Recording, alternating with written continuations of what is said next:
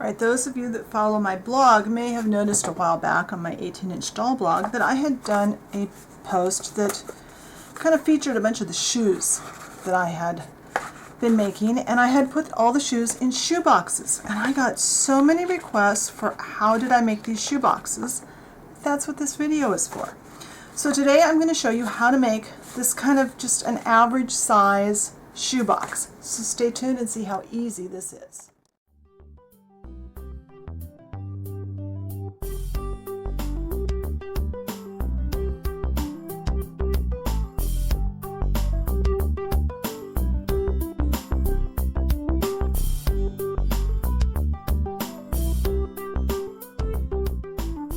So the shoebox I'm going to show you today is like this. It's just like this one.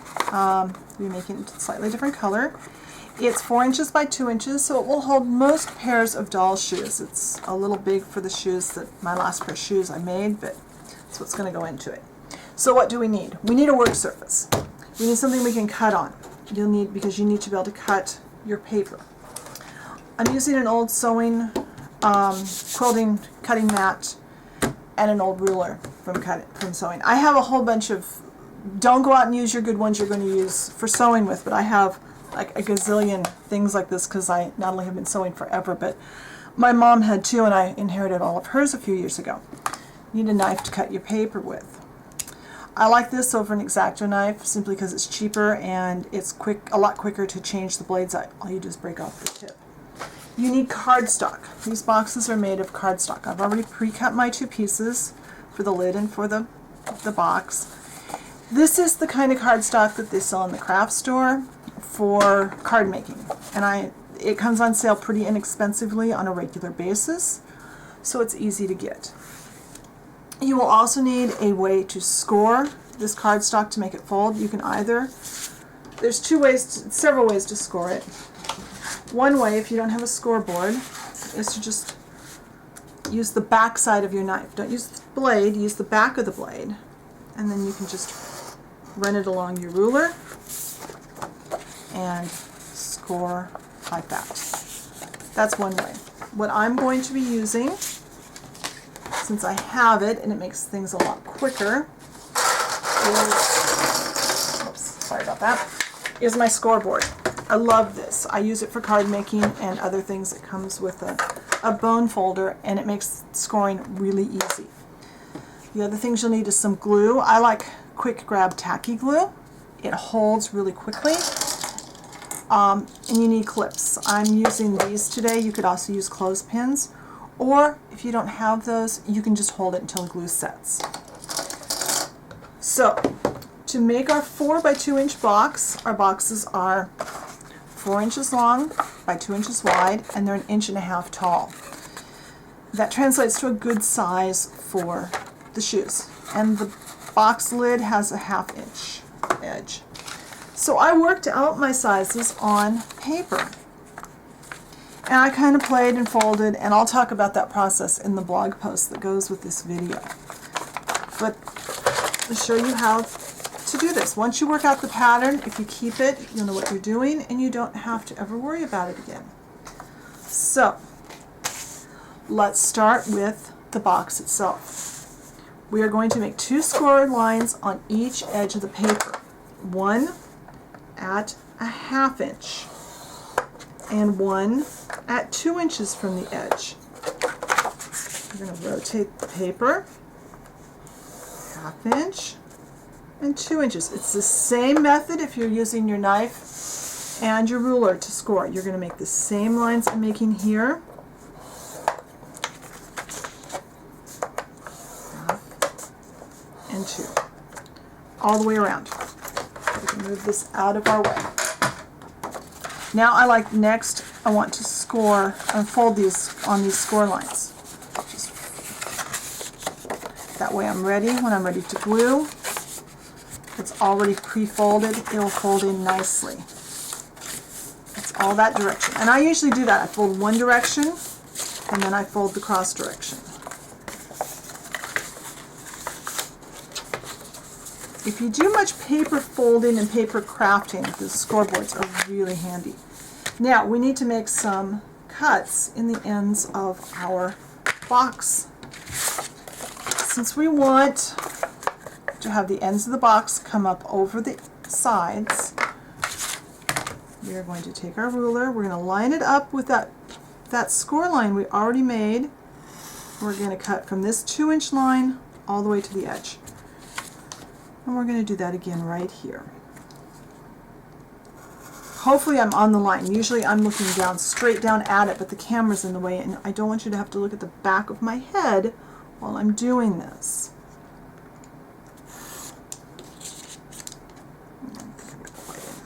And again.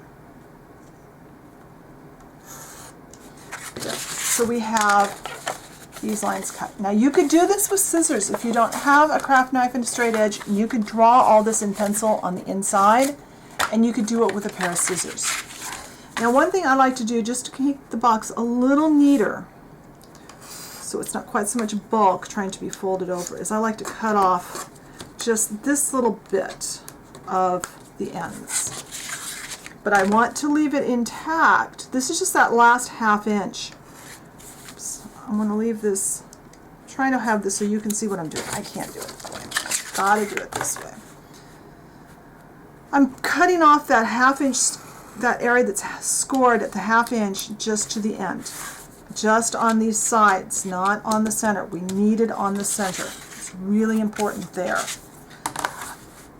But by taking it off of the sides, it takes out a lot of the bulk and makes the ends a lot neater. All right, we are ready to glue. That's all there is to getting this ready to score.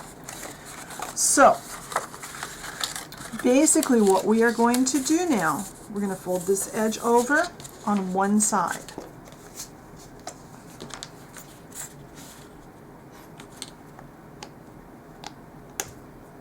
Glue's been sitting upside down and leaking, it looks like. Right. Also, having wet wipes on hand, I almost always have wet wipes on my craft table. It makes things so much neater. One side, we're going to fold this down before we go any further and crease it down really nicely.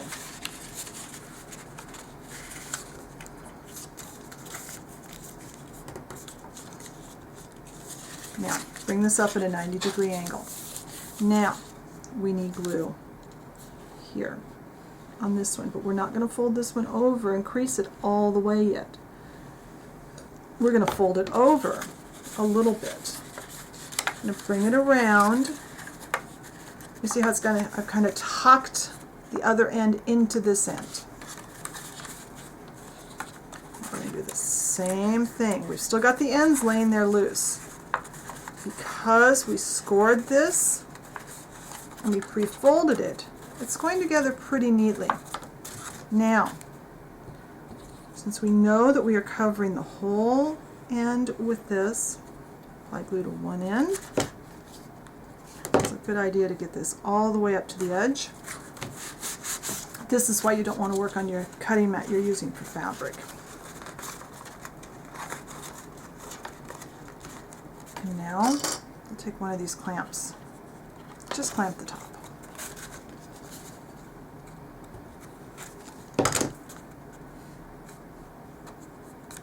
Spread that glue around. Pull this up. And clamp it. You can hold it and it would probably stay, it's just it's going to be neater. Now this wants to buckle a little bit. If that bothers you, go ahead and clamp it on the sides too if you feel like you need to. There. So that's that part. Let's get the lid made. The lid is basically the same thing. It's got pretty much the same steps. Back at our scoring board. So hopefully you're seeing what I'm doing. This time we're going to score at 1/2 inch and 1 inch. Rotate. Score at a 1/2 inch, score at 1 inch. Rotate. It's just a repetition. If you need to make a different size shoebox, like I did for one of the pairs of shoes, then you alter your dimensions that you cut your box. And I'll try to cover that in the blog post. Once again, we are going to fold. It doesn't matter which direction you start with, or even which edge, as long as you do, either do all of one edge or all of one direction at a time. You can do it either way. Whatever is most comfortable for you. Just make sure that everything is pre-folded. That makes folding it and gluing it so much easier. All right, again, I need my ruler. This one is a little harder, so I'm going to cut it from the inside, because on the inside I can actually see. When I've got a design, it's a little harder to see my scored lines. And you're always scoring on the line that's the second line over. And we're always scoring on, we're always cutting the scored lines that are on the long edge, because we want the end, the short end, to fold up over. This time we don't have to cut these because they're not so long. They're not going to overlap in the middle. So this time we can glue our box lid, our edges down on both sides at once. The only reason we couldn't do this before is because we had to tuck in the one end. One side had to be tucked into the other one.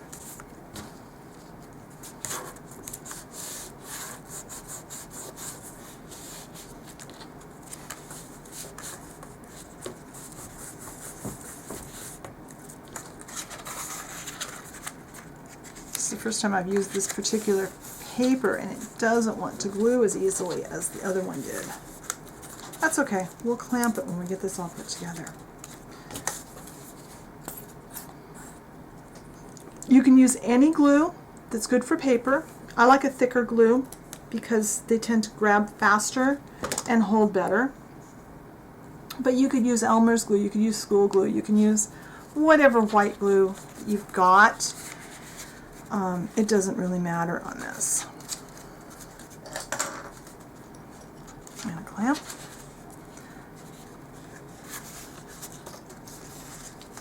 And a clamp. And I think I'm going to clamp the sides.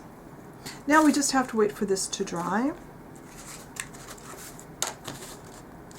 It's staying now because it's tackier.